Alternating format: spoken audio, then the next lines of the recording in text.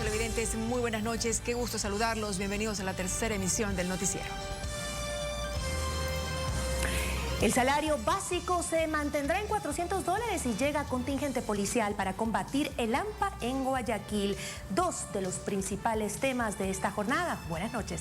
Les recordamos que este informativo es retransmitido por Radio América 93.3 FM en Guayaquil y 104.5 FM en Quito. Empezamos. El salario básico unificado se mantendrá en $400 para el 2021. Así lo confirmó el ministro de Trabajo, Andrés Ich.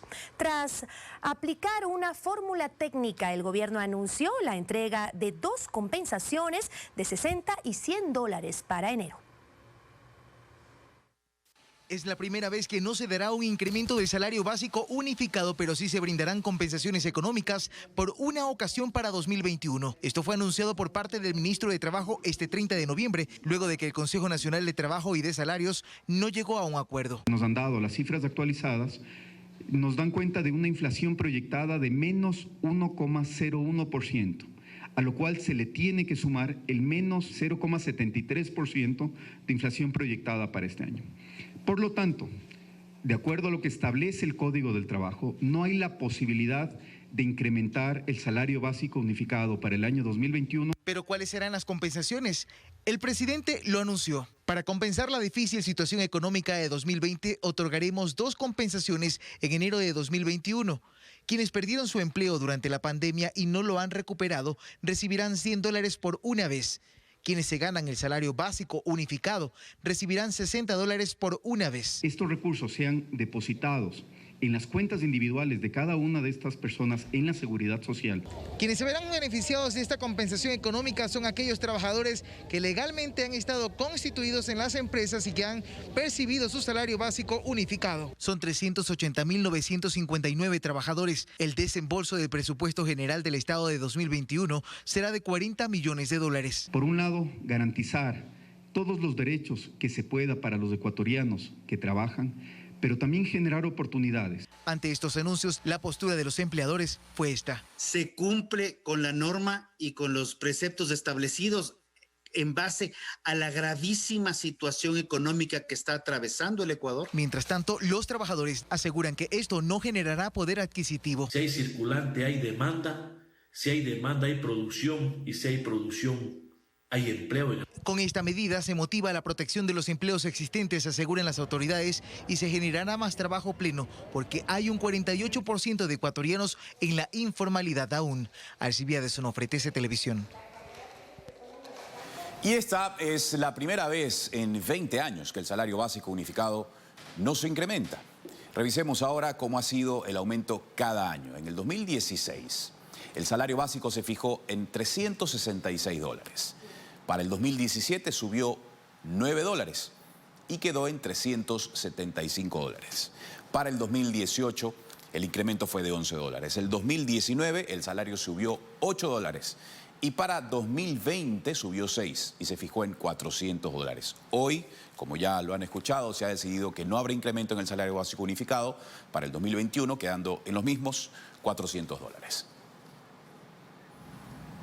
La decisión de mantener el salario básico en $400 generó reacciones en economistas y en los ciudadanos, tomando en cuenta que la canasta básica se ubica en $720 mensuales. La situación es preocupante para quienes perdieron sus empleos por esta pandemia.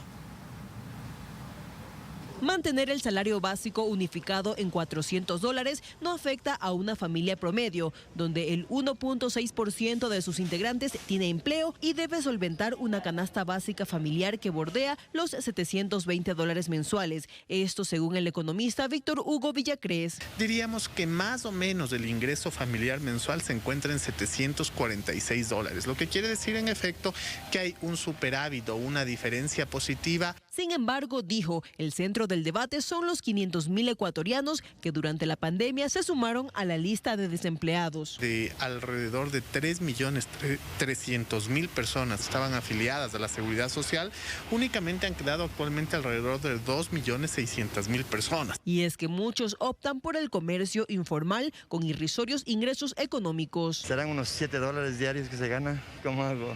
Comiendo pobremente. Para hacer una comida con unos $5 que yo vendo, a veces $10, que tengo que pagar internet, tengo que darles para la comida a mis pequeños y para la medicación de mi mami. Y ante las limitaciones económicas en los mercados también se adaptan a los bolsillos de los clientes. Si usted dice, deme $1 entre tomate, peiteña, limón, pimiento, una zanahoria, hierbita, nosotros le acomodamos. Porque a veces preguntan, dice achote de 10 centavos, también lo tenemos aquí para que las personas piensen que nosotros estamos igual comerciando igual que una tienda. Todo es ahora de $1, señorita. Si quieres 50 también les atendemos. Cabe recalcar que la canasta básica familiar incluye 75 productos que no solo son alimentos y bebidas, sino que también vivienda con sus servicios básicos, indumentarios como prendas de vestir y misceláneos que incluye salud, educación y transporte. Esto frente a una crisis económica que se agudizó con la pandemia. Fabiola Santana, TC Televisión. Continuamos esta noche con el ministro de Trabajo, Andrés Ich, para abordar este tema y ampliar tras la decisión tomada el día de hoy. Histórica también, ministro, buenas noches, bienvenido. Normalmente lo que ocurre es que trabajadores y empleadores no se pongan de acuerdo, pero que el gobierno no aumente el salario básico no es típico. ¿Por qué se toma esa razón? Recordemos primero que esto está en la ley. El Código del Trabajo lo que nos dice es que si no hay acuerdo entre trabajadores y empleadores, se debe aplicar una variación que sea igual a la inflación proyectada para el próximo año. La inflación por causas de la pandemia y además de la crisis económica producto de la pandemia es negativa para el próximo año. Por lo tanto, lo que ha buscado el gobierno nacional es, ante esta realidad, una compensación que pueda equipararse a lo que hubiera implicado un incremento en el salario.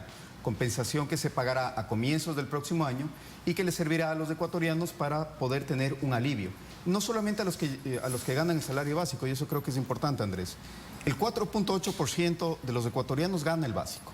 Tenemos un 43% que gana menos del básico. Por lo tanto, el que se les pueda dar una compensación de $100 a las personas que han perdido su trabajo durante la pandemia también va a ser un alivio importante para los Antes de ir a la compensación, ¿por qué no se fijó un aumento por tanto en lugar de dar una compensación que también representa un desembolso del gobierno? Por dos razones. La primera, jurídica. La ley, el Código del Trabajo establece esta obligatoriedad de fijar el salario de acuerdo a la inflación. Ante una inflación negativa no puede haber jurídicamente un incremento. Y la segunda razón es la siguiente. Hay una serie de empresas, de pequeños negocios, de micronegocios, pensemos en la tienda de barrio, la panadería, etcétera, que están en este momento absolutamente agobiados con las consecuencias de la crisis económica y las consecuencias de la pandemia. Por lo tanto, el gobierno lo que va a hacer es asumir esa responsabilidad con una compensación equivalente a lo que sería un incremento, darle un alivio al sector productivo para que genere más contrataciones, se eviten pérdidas de trabajo y podamos tener un equilibrio entre oportunidades y garantizar derechos. Definitivamente este momento es muy difícil para los ciudadanos porque luego de una crisis de salud viene una crisis económica, muchas personas, como usted bien lo ha señalado, no tienen empleos y pues hay otras personas que lo mantienen pero tienen un salario básico.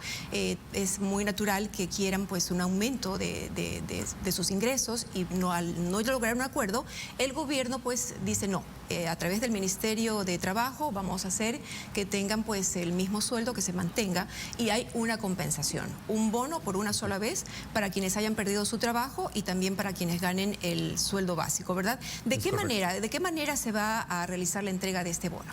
A través de la Seguridad Social, a través del IES, esa va a ser la forma más rápida. Están ya identificados ahí los ecuatorianos o que ganan el básico y que están en este momento con esa remuneración y afiliados a la Seguridad Social, o aquellos que tuvieron trabajo formal y que lo perdieron durante la pandemia. Es también importante y creo que parte de la pregunta merece una reflexión adicional. Tenemos una situación complicada, sí, es una situación complicada para quienes ganan el básico y evidentemente una crisis económica les cierra ciertas posibilidades como familia de generar nuevos ingresos, y también es una situación muy complicada para el 48% de los ecuatorianos que está en la informalidad y para aquellos que ganan menos del básico. Por lo tanto, ese equilibrio en la política pública es sumamente importante. ¿Cómo damos oportunidades al mismo tiempo que ayudamos a quienes están en este momento con un empleo que hay que intentar proteger? ¿Cuánto espera entregar el gobierno para esta compensación de todo lo que ha estimado durante esta única vez, durante el primer trimestre de 2021? Las cifras del INEC lo que nos dicen es que tenemos aproximadamente 380.000 personas que están ganando el básico. Y los datos de la Seguridad Social lo que nos dicen es que el neto perdido de afiliaciones es de aproximadamente 200.000 entre marzo y octubre. Por lo tanto, son 580.000 ecuatorianos y el monto que sale de este ejercicio es de aproximadamente 40 millones, entre 40 y 45 millones. Eso va a salir del presupuesto general del Estado. Hay un compromiso del Ministerio de Finanzas de hacerlo y por lo tanto esta ayuda para los ecuatorianos se va a ejecutar de manera muy rápida el próximo año. ¿Qué deben hacer las personas que van a ser beneficiadas con este bono? Nada, eso es lo interesante del mecanismo. Lo que hemos buscado es un camino que sea lo más rápido posible, con información clara y que no exija de los ecuatorianos ningún trámite o ejercicio adicional que pueda complicar el cobro de este incentivo. Gracias, ministro, por atender nuestras inquietudes y también muchísimas gracias. Las preocupaciones de la ciudadanía tras esta decisión que en los últimos 10 años al menos no se había tomado. Muchas gracias. Vamos a continuar con más en el noticiero.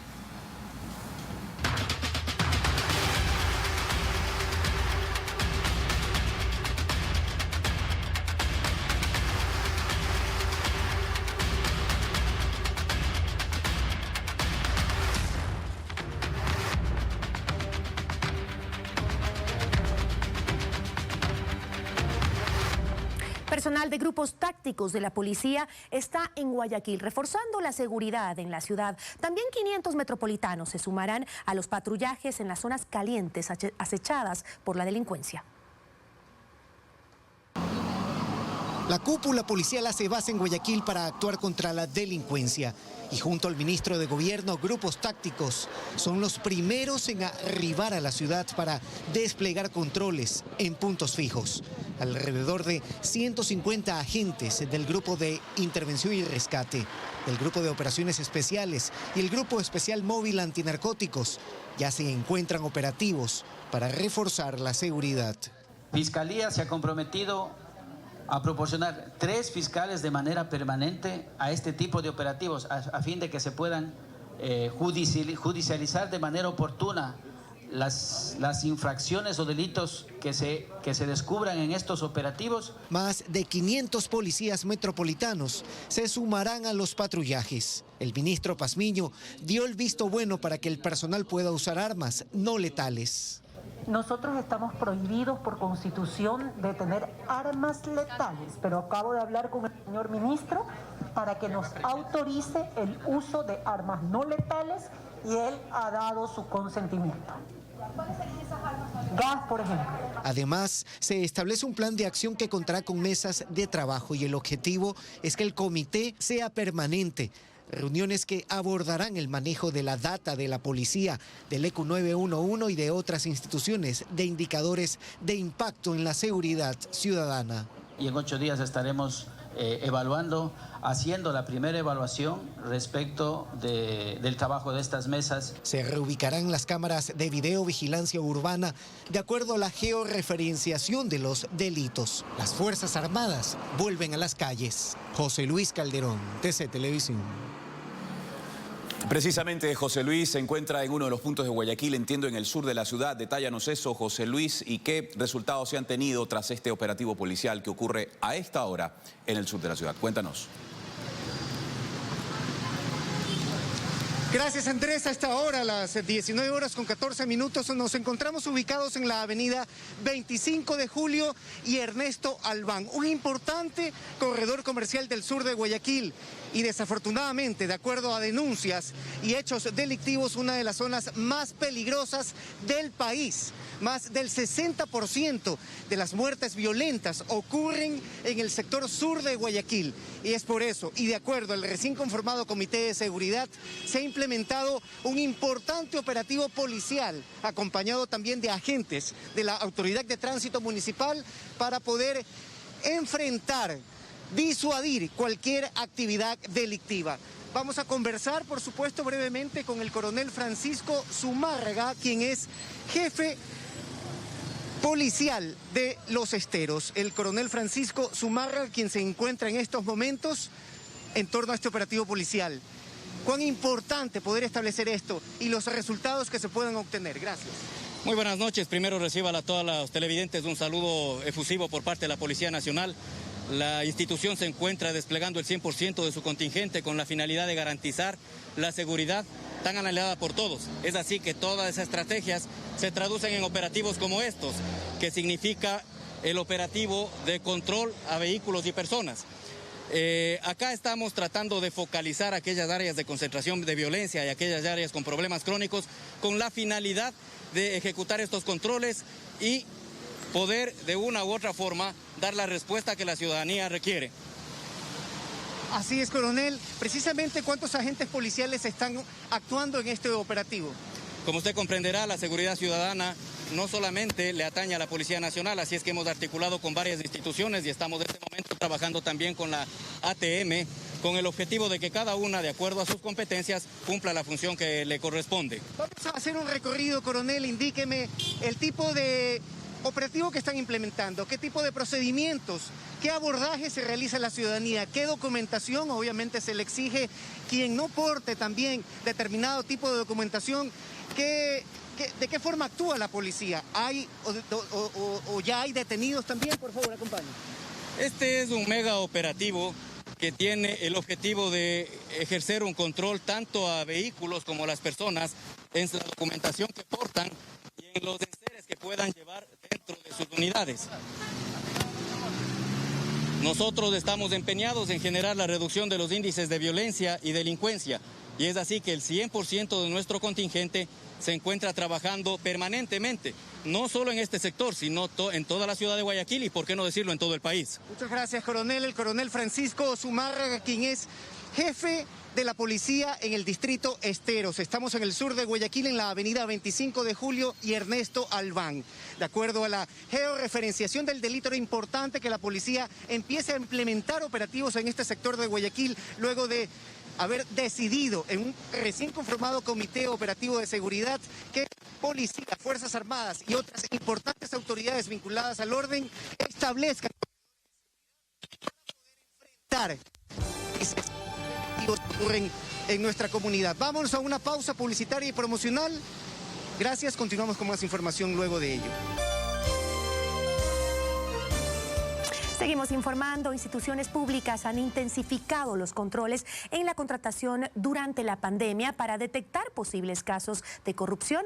El CERCOP ha identificado 271 contrataciones con problemas. La Contraloría, por su parte, ha emitido 34 informes con indicios de responsabilidad y la Fiscalía ha iniciado investigaciones en 157 casos.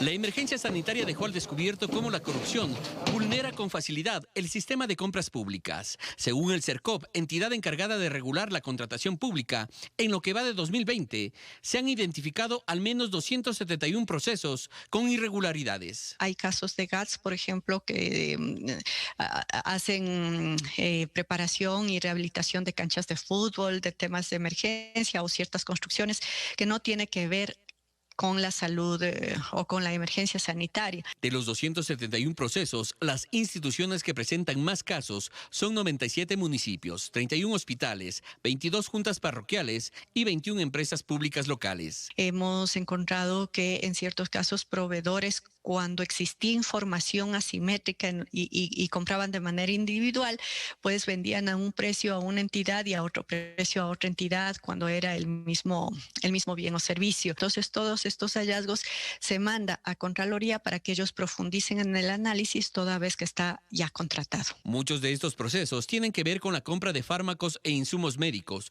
pero con esta notificación la Contraloría iniciará procesos de auditoría para determinar responsabilidades.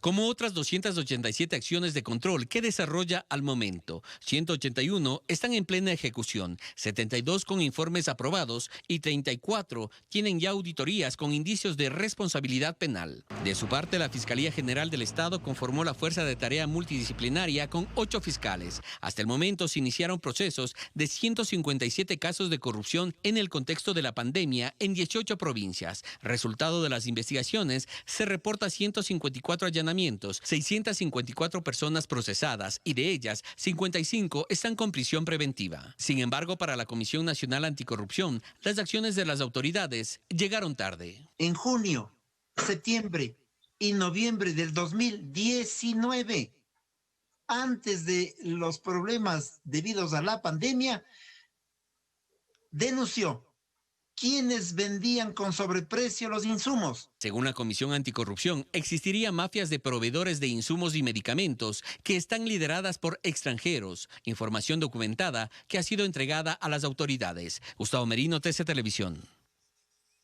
La jueza Daniela Camacho dictó prisión preventiva en contra del exministro de Deporte durante el correísmo, Raúl Carrión. Dispuso su localización y captura, luego que el exfuncionario incumpliera la disposición de presentarse periódicamente ante la autoridad judicial. Raúl Carrión pasó a engrosar la lista de exfuncionarios del correísmo prófugos de la justicia. El exministro de Deporte dejó de presentarse ante la autoridad dentro del proceso que se sigue en su contra por delito de peculado. La última vez que cumplió la medida sustitutiva fue en agosto pasado. 3 meses después, por solicitud de la Fiscalía, la jueza Daniela Camacho dictó prisión preventiva en contra de Carrión.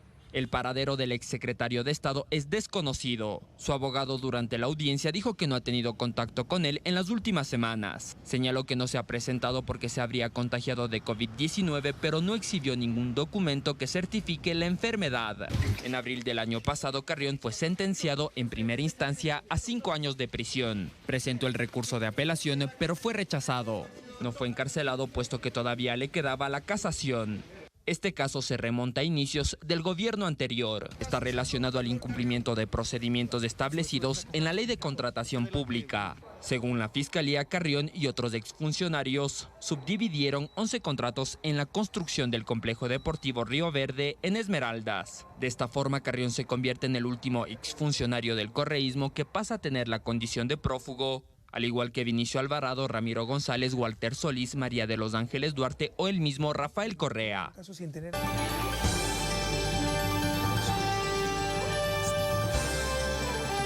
Seguimos con más información. La impresión de las papeletas presidenciales sigue en espera porque todavía no está definida la lista oficial de binomios para las próximas elecciones. Resta poco más de 2 meses para el día de las votaciones. Se espera que hasta el 15 de diciembre se concreten las candidaturas en firme. El retraso en la fecha para el inicio de la impresión de papeletas para las elecciones de 2021 se debe principalmente a que aún no está en firme el listado oficial de candidatos de ninguna de las dignidades a elegir. En el caso de UNES y el binomio Andrés Arauz-Carlos Rabascal, este fin de semana el Tribunal Contencioso remitió una resolución para que el CNE se pronuncie de forma correcta respecto de esta candidatura.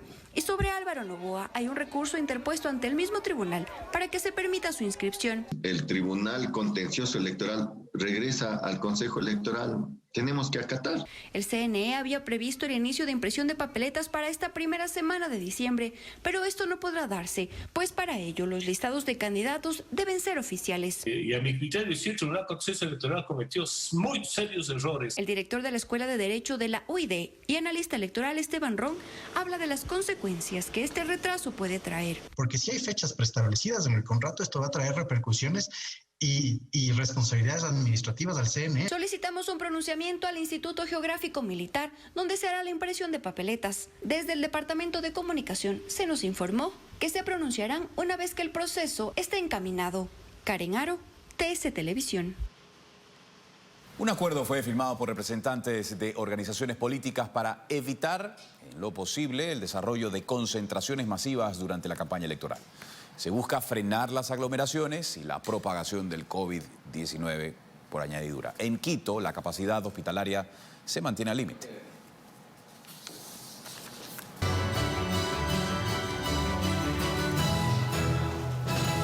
Continuamos. El secretario de Salud de Estados Unidos proyectó que la vacuna contra el coronavirus se aplicará antes de Navidad.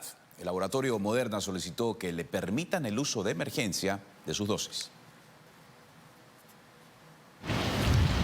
En caso de que se concreten las aprobaciones solicitadas por los laboratorios Pfizer y Moderna, que ya tienen listas millones de vacunas contra el COVID para ser distribuidas, los norteamericanos recibirán las primeras dosis antes de Navidad. Así lo aseguró el secretario de Salud de Estados Unidos, Alex Azar. Espero que estemos en la radio esta semana y luego en la televisión para educar a la gente sobre estas vacunas. Pero quiero ser claro, no enviaremos vacunas a los estados. Lo haremos a través del sistema normal de distribución de dosis. Ellos determinarán a qué grupo se les dará prioridad. Hoy la estadounidense Moderna presentó solicitudes de autorización de emergencia para su vacuna contra el coronavirus en Estados Unidos y Europa, 2 semanas después de haber anunciado una eficacia del 94,5%. Estados Unidos podría experimentar una explosión de casos tras la celebración del Día de Acción de Gracias, de acuerdo con el principal experto en enfermedades infecciosas, Anthony Fauci, que pidió a la población detener la propagación del virus con el uso de mascarillas y distanciamiento social. Mientras que la OMS advirtió este lunes que México está en una mala situación frente a la pandemia, que vio duplicar el número de casos y muertes entre mediados y finales de noviembre. El director general del organismo también aseguró que la evolución del COVID en Brasil es muy preocupante, a pesar de que el presidente Jair Bolsonaro niega la gravedad de la enfermedad y la semana pasada adelantó que no se vacunará contra el COVID. Pamela Montilla, TC Televisión. Y la erupción del volcán Lewotolo obligó a la evacuación de miles de personas en Indonesia. Los detalles en el siguiente resumen de Noticias Internacionales. Impresionantes videos registraron la angustia e impotencia en medio del incendio que ocurrió en el municipio de Río Sucio, en el selvático departamento colombiano del Chocó. Al menos 2 personas murieron y una se encuentra desaparecida, luego de que las llamas arrasaron 50 viviendas, en su mayoría de madera. Más de 250 personas perdieron sus hogares como consecuencia del fuego, que pudo ser controlado después de varias horas y con la ayuda de helicópteros.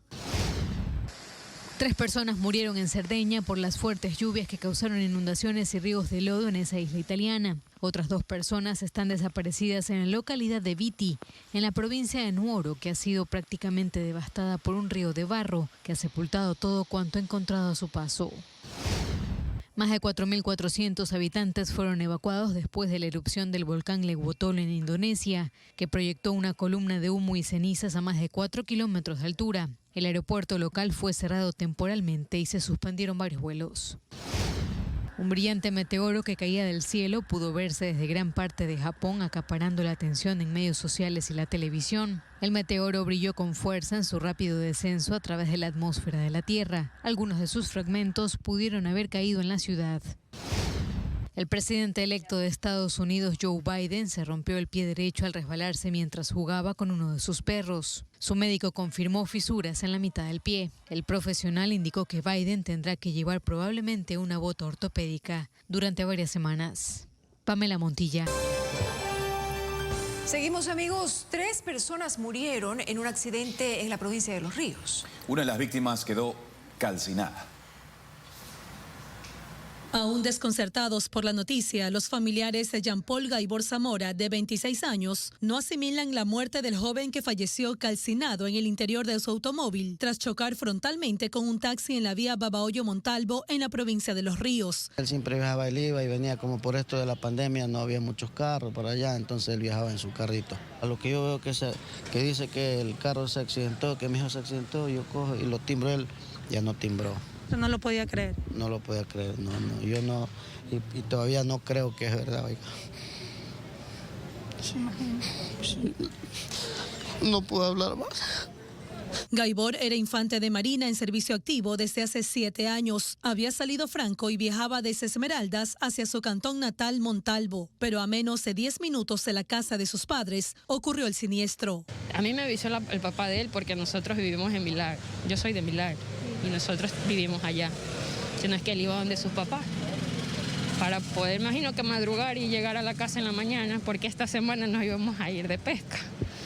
Las pérdidas humanas en este accidente también enlutan a los familiares de los ocupantes del taxi, que venían desde la provincia de Tungurahua, específicamente Ambato, con destino a Santa Elena, donde radican. Yo tuve que venir a verlo, a ver si era verdad o qué era, y dice que ya llevaban a la como es abajo a la morgue, y ahí sí no podemos ni ir a retirar, a hacer nada porque no tenemos dinero.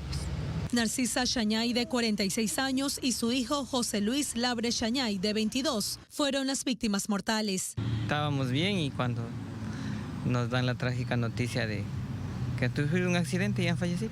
Queremos que nos ayuden así para poder retirar los cadáveres y regresarnos a la ciudad de Ambato.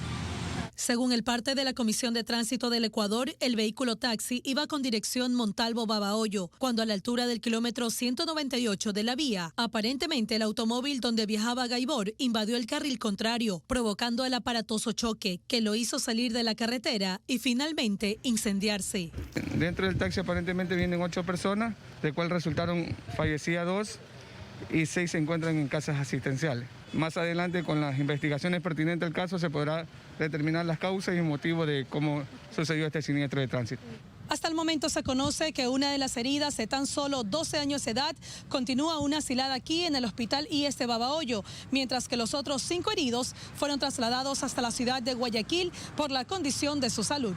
Vanessa Filella, TC Televisión.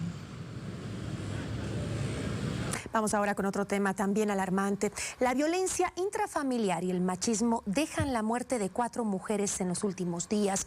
Los femicidios nacen como historias de horror entre parejas y exparejas. Tenemos los más recientes casos registrados en todo el país. ¿Cómo es que un hombre puede matar a una mujer a quien le juró amor? Es lo que se preguntan en Vinces, provincia de Los Ríos, donde el tiempo se detuvo tras el femicidio de Vilma Uvilla y de sus 2 pequeñas hijas de 6 y 9 años, por parte del esposo y padre que debía protegerlas y que al final de esta historia de horror se mató. Quienes lo conocían, como Rosa Benavides, sabían que este matrimonio de casi 10 años tenía problemas, pero aún así no pueden creer lo que sucedió el jueves anterior. El día viernes no salieron para nada. Yo sí dije como a las 8 de la noche el día viernes, no, mi bonita, porque así yo llamaba a la chica.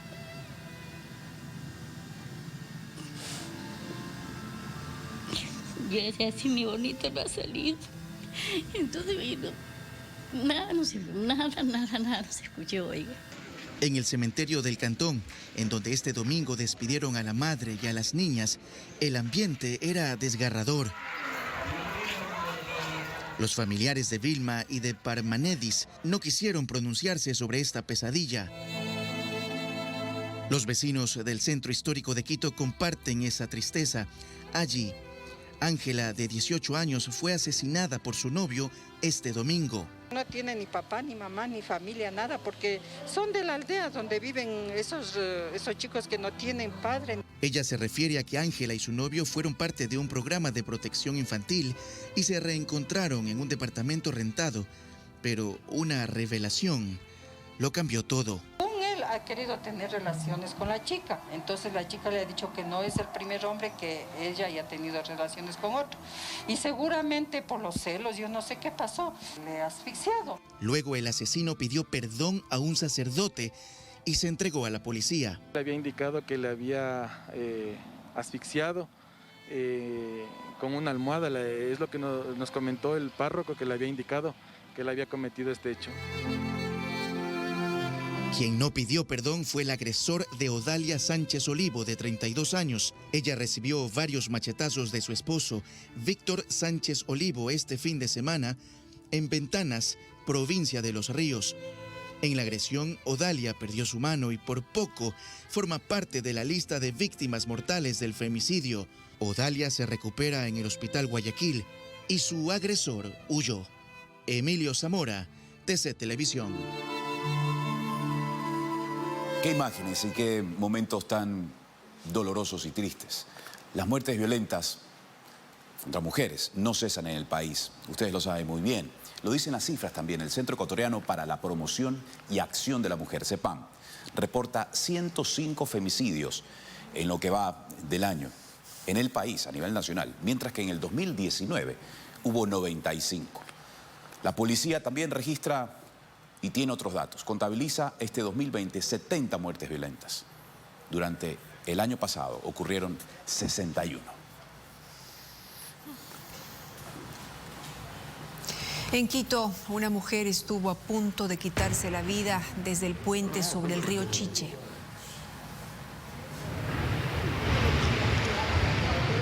Dios te ama, amiga, Dios te ama.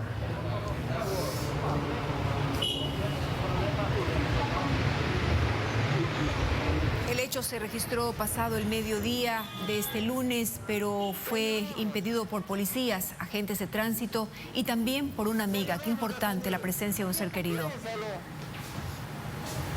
te ama, hija, no lo hagas, La vida es linda, amiga. Oye, piénsalo bien, piénsalo bien. Déjame ayudarte. La mujer quería saltar al vacío, llevada por problemas familiares. Después del incidente fue llevada a su casa y entregada a sus parientes. Sé valiente, nosotros te vamos a ayudar. Mira, si podemos ayudarte en algo, avísanos. Qué difícil. Cámaras de seguridad en el lugar alertaron equipos de rescate que intervinieron y evitaron la desgracia.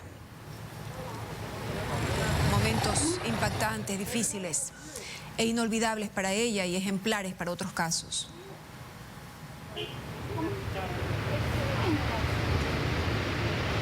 Sé valiente, mija, no lo hagas, no lo hagas. Amiga, si necesitas ayuda te podemos dar. No lo hagas, mija, no lo hagas, piénsalo bien. Dios, realmente impactantes las imágenes. Gracias al equipo de policías que ayudaron a esta mujer. En otro tema, 4 viviendas se incendiaron este lunes en el cantón Quevedo, provincia de Los Ríos. El siniestro se reportó a mediodía en el barrio La Floresta. Las casas eran de construcción mixta. Según el reporte del personal de la Secretaría de Gestión de Riesgos, que levantó la información de los daños ocasionados por el incendio, existen 17 personas que quedaron damnificadas.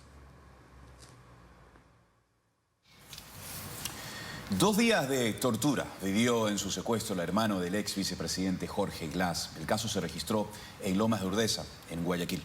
Este lunes se ordenó la prisión preventiva de 7 personas, incluida una mujer, que participaron del delito.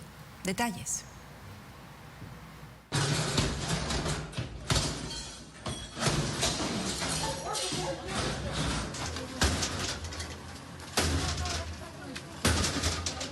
Tres allanamientos y 7 personas detenidas por estar relacionadas con el secuestro de Heriberto Glass la semana pasada.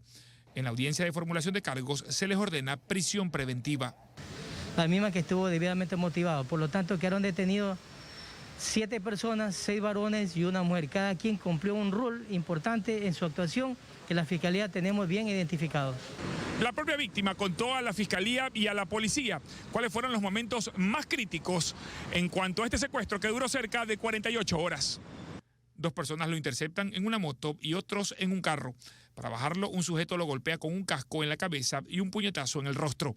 Lo suben en otro vehículo y le embalan la cabeza con cinta y le tapan la boca con un trapo mojado para evitar que grite. Estuvo en un baño de 2x2, encadenado y amarrado, siendo amenazado constantemente. La información salía desde el mismo entorno familiar y amistades que tenía el señor Glass.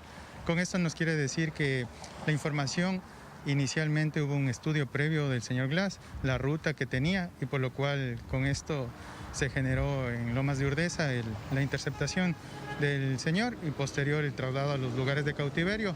Se pidieron $400.000 por el rescate. Incluso mandaron su audio a uno de sus hijos para comprobar que estaba vivo.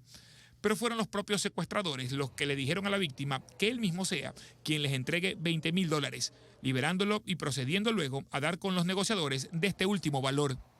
La situación de la familia, la desesperación es un poco complicada en manejarlo, y el del proceso de negociación que fue diferente a lo que se le esperaba. Los años en la cárcel dependerán de su grado de participación en el hecho. Ubicamos este delito en el secuestro extorsivo, señalado en el artículo 162, sancionado con una pena de 10 a 13 años, y se puede agravar de acuerdo a la relación, ya sea parentesco, amigos íntimos, familiares o también alguna situación que relacione, eso influye bastante para el agravante. Un hecho que deja notar qué tan importante puede ser una amistad, para bien o para mal. Mauricio Ceballos, TC Televisión. El espectáculo, que tengan buenas noches. Aquí nos despedimos entonces, un abrazo para todos, gracias como siempre por su gentil sintonía. Que estén muy bien y tengan un buen inicio de semana. Muy buenas noches a todos, descansen, nos vemos mañana con más información.